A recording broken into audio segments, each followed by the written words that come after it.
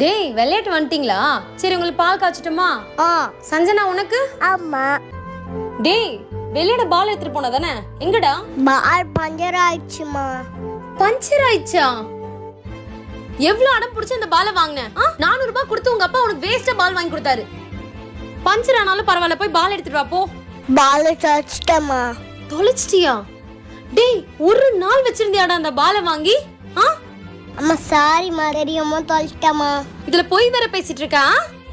போய் பேசாதன்னு எத்தனை தடவை சொல்லிருக்கேன். உங்க அப்பா வரட்டும் இரு, உனக்கு பால் வாங்கி தந்தாரு, அவ்வளவுதான். அந்த பால் தொலைச்சிட்டு என்ன நீங்க சொல்ற?